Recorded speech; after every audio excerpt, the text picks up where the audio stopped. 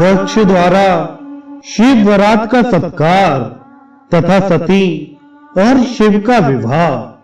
ब्रह्मा जी कहते हैं, दक्ष के घर में विनीत चित्त वाले प्रजापति दक्ष समस्त आत्मीय जनों के साथ भगवान शिव की अगवानी के लिए उनके सामने आए। उस समय उनके समस्त अंगों में हर्ष जनित रोमांच हो आया था।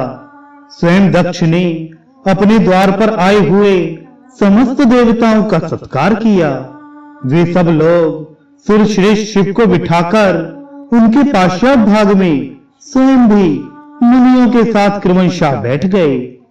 इसके बाद दक्ष ने मुनियों सहित समस्त देवताओं की परिक्रमा की और उन सबके साथ भगवान शिव को घर के भीतर ले आए।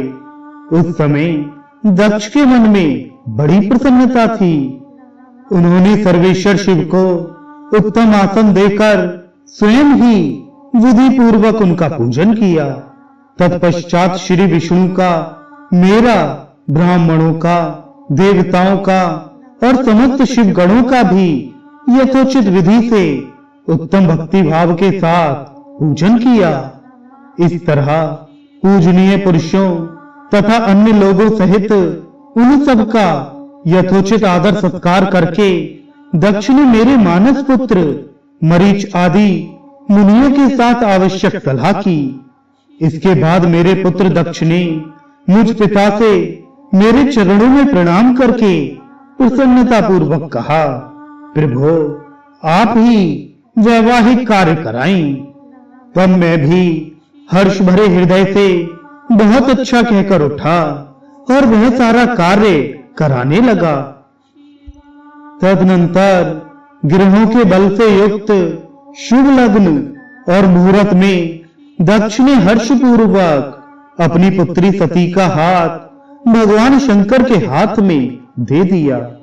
उस समय हर्ष से भरे हुए भगवान वृषभध्वज ने भी वैवाहिक विधि से सुंदरी दक्ष कन्या का पाणिग्रहण किया।